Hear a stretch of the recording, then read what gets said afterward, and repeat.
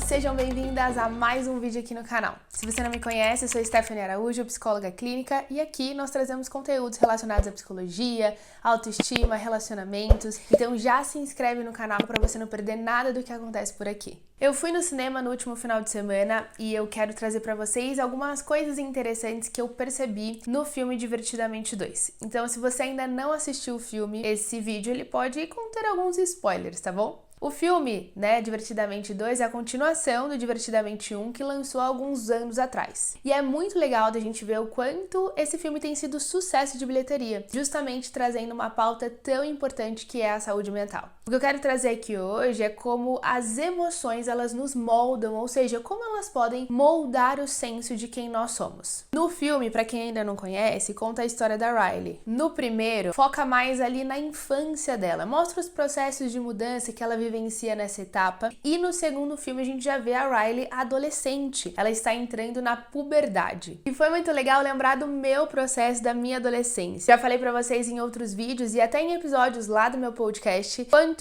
a minha adolescência ela foi difícil, Eu não conseguia me reconhecer, me aceitar, eu tive questões com a minha autoestima, não sabia os meus valores, como agir em determinadas situações, e é bom nós lembrarmos do nosso processo. No filme mostra claramente como as emoções da Riley trabalham. É super legal porque cada emoção é caracterizada como um personagem. E elas possuem um painel de controle onde controlam como ela pensa, como ela se sente, como ela se comporta mediante as situações. E é perceptível a transição dos sentimentos mais simples da infância para os sentimentos mais refinados que começam a aparecer na puberdade. Por isso que nós temos a ansiedade, então, roubando a cena e não ficamos mais tão presos ao medo. Enquanto o medo faz com que a gente fique paralisado ou que a gente fuja de determinadas situações, a ansiedade, na sua natureza, quer que você se movimente. Ela te prepara para determinadas dificuldades, situações, obviamente, em estados saudáveis.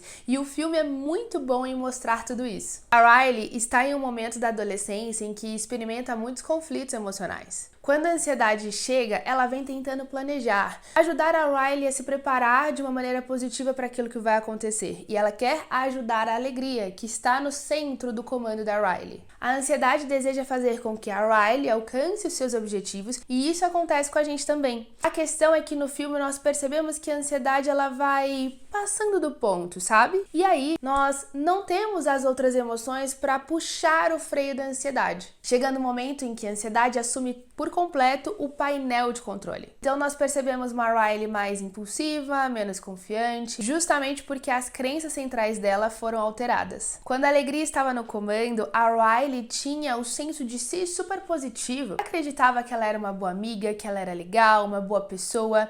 É um senso de si mais infantil, porém positivo. Quando a ansiedade chega, ela começa a interferir na vida da Riley. E quando nós temos ansiedade por muito tempo, nós mudamos muita coisa sobre o que sabemos sobre nós. A Riley vai vivendo as situações do cotidiano dela e tendo a interpretação equivocada sobre muitas situações. Ou seja, as crenças centrais da Riley foram substituídas por crenças negativas sobre ela mesma, provocadas pela ansiedade. Quanto mais crenças negativas sobre você mesma, mais pensamentos sobre eu tenho que fazer isso, eu preciso ser isso. A Riley pensa dessa forma, então a gente vê esses pensamentos condicionados à crença e é muito legal ver como que o filme traz isso. Nós percebemos de fato um conflito de identidade e na adolescência nós começamos a ter essa questão da vergonha também, como é falado. Nós temos muitas vezes o medo de ser rejeitado e no filme nós vemos essas novas emoções surgindo. Além da vergonha, tem o tédio, a ansiedade e a inveja. A inveja é bem interessante porque no filme nós vemos o interesse da Riley com as amigas, a questão do cabelo,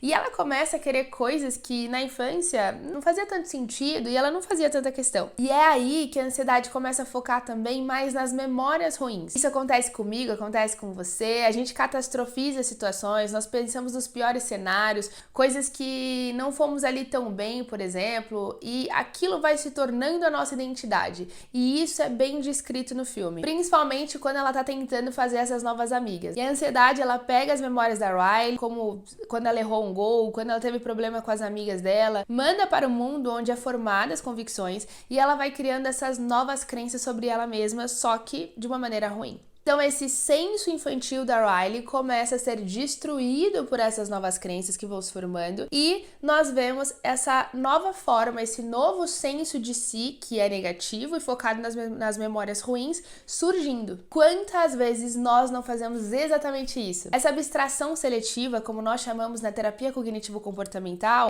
o que seria isso, né? Vou dar um exemplo. Várias pessoas te elogiam, mas aí uma pessoa te criticou, você só foca nessa crítica, você esquece dos outros elogios que recebeu e acredita fielmente que é aquilo que aquela pessoa falou. Isso é abstração seletiva. Aí você começa a agir como se de fato você fosse aquilo. E é exatamente isso que começa a acontecer com a Riley e com as emoções dela, né? Que estão tentando ali voltar para a central de controle para ajudá-la a ver que ela não é aquelas coisas que ela tem pensado. Eu e você também vivenciamos isso. Podemos ter passado por inúmeros conflitos quando nós estávamos saindo ali da nossa infância para a nossa adolescência e ameaçam esse senso que nós temos sobre nós. A grande questão é que você pode se tornar uma adulta, um adulto que se vê de uma maneira negativa, se baseando apenas nessas experiências ruins da sua história. É aí que o conflito de identidade, que muitos de nós podemos experienciar na adolescência, a Riley também está vivendo. Desde a infância nós vamos construir uma visão que nós temos a nosso respeito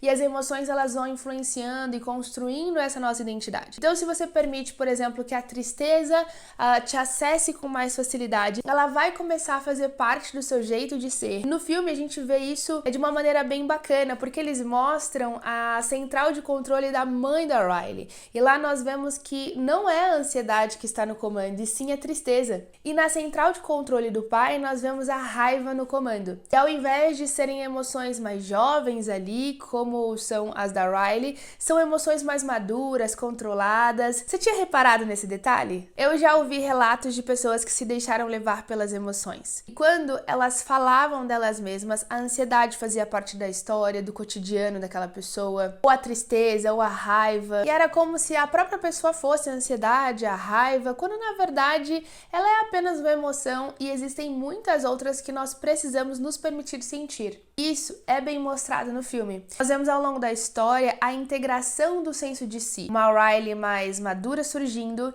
então nós vemos as emoções trabalhando em harmonia. No início do filme, parecia que a ansiedade ela precisava ser expulsa daquela central de controle. No fim, nós vemos que podemos conviver com ela, podemos acolher as nossas emoções. É exatamente isso que acontece quando a ansiedade está sentadinha no sofá dela, tomando um chazinho. E vemos então a Riley com uma visão sobre ela mesma, mais equilibrada, quando justamente essa cena acontece. Nós vivemos isso também, não podemos ser extremistas, precisamos ter uma visão equilibrada sobre a gente. Não é pensar assim, eu sou boa em tudo.